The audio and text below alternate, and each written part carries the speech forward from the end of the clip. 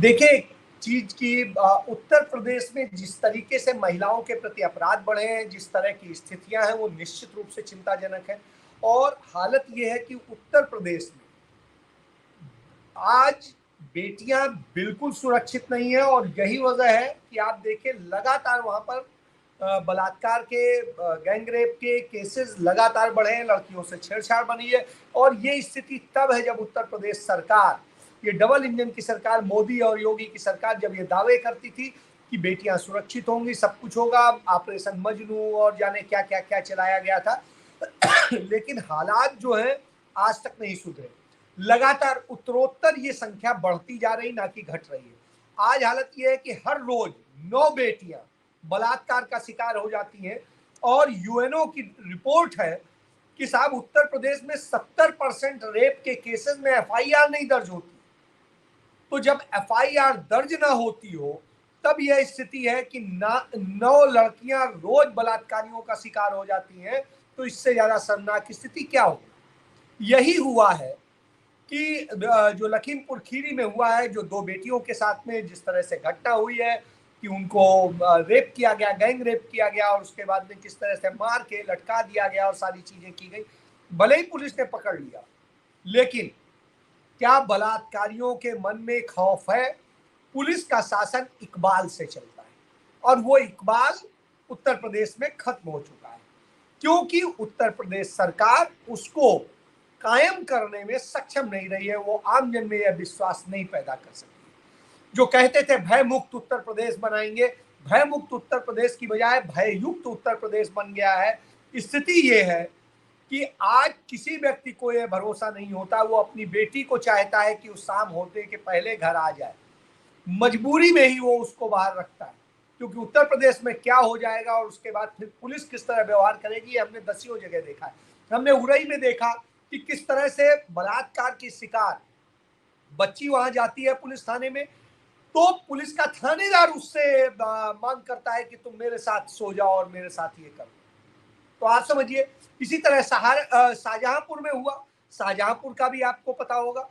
आप देखिए जिस तरह हाथरस में हुआ, हाथरस की घटना हम सबको याद है, चूंकि वहां राहुल गांधी, प्रियंका गांधी पहुंच गए थे, इसलिए वो इतना हाइप क्रिएट हुआ, उन्हें इंसाफ मिल गया, नहीं तो शायद न मिलता।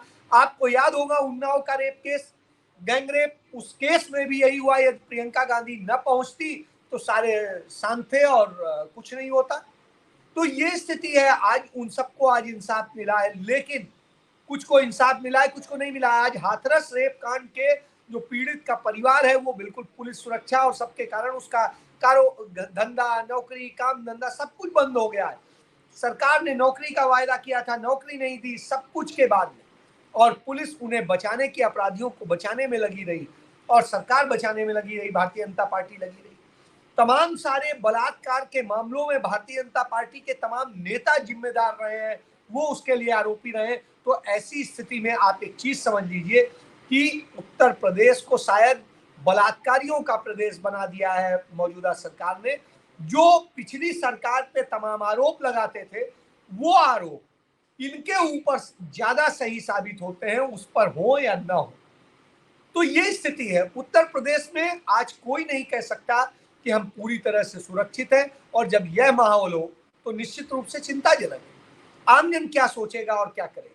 लड़कियां बाहर काम करेंगी कि नहीं करेंगी? तो आज स्थिति है, रोजगार आप दे नहीं पा रहे हैं, भुखमरी से लोग मर रहे हैं, दूसरी और बहुत सारी समस्याएं सामने खड़ी हैं। और ऐसी स्थिति में जो आप कर रहे हैं, उससे बर्बादी की दिशा में ढकेलने का आपने काम कर दिया है, और उत्तर प्रदेश को बेहाल कर दिया है। ये एक पहली घटना नहीं है, इतनी घटनाएं हो चुकी हैं। आपको प्रयागराज का याद होगा कि किस तरीके से वहां पर हुआ था। इसी तरीके से कई बच्चियों ने आत्महत्या कर ली, क्योंकि उन्हें इंसाफ की बिल्कुल उम्मीद खत्म हो गई थी। क्योंकि इंसाफ के लिए कहा जाता है, इंसाफ होना ही नहीं चाहिए, इंसाफ होते भी दिखना चाहिए। लेकिन उत्तर प्रदेश में ना इंसाफ होता है, ना होता हुआ दिखता है। उत्तर प्रदेश में तो सिर्फ एक जाति धर्म की राजनीति चल रही है, और उस जाति धर्म की राजनीति में उत्तर प्रदेश बदहाल बर्बाद हो गया है। मुझे आज भी याद आता है कि जब 1990 के दौर में जब हम वहां होते थे, तो उस दौर में मैंने देखा है कि हम लोग कितने बजे भी निकल जाते थे, कोई डर नहीं होता था। लेकिन आज स्थिति ये है कि ये विश्वास नहीं है कि बच्चा घर या बच्ची घर वापस सुरक्षित आ पाएगी। यह विश्वास करके भेजिए कि वो आ जाए तो धन्यवाद ईश्वर का कीजिए, ना आए तो आप पुलिस के धक्के खाते रहिए, सरकार से प्रार्थना करते रहिए, और इंसाफ कितना मिलेगा यह वक्त बताएगी। ये देखने वाली बात है, क्योंकि उत्तर प्रदेश में इंसाफ दूर की कौड़ी हो गया है, और जब दूर की कौड़ी हो गया हो इंसाफ, तो फिर किसी पर क्या कमेंट आप करेंगे। आप ये सोचिए कि सबसे बड़े दोषी हम हैं कि हमने ऐसे लोगों को चुना है जो निर्दयी और वैसी सरकार देते हैं जो अपराधियों के साथ खड़ी होती है, ना कि अपराधियों के खिलाफ खड़ी होती है। और जो सरकार अपराधियों के साथ खड़ी होती है, उस सरकार में यही होता है। तो आज यूपी की पुलिस और सरकार, किसी पर भरोसा नहीं किया जा सकता है। और आप हमसे जुड़े रहने के लिए सब्सक्राइब करें YouTube पर, फॉलो करें Twitter पर और लाइक करें Facebook पर। और ज्यादा जानकारी के लिए आपको टाइप करना होगा सिर्फ न्यूज़ नशा।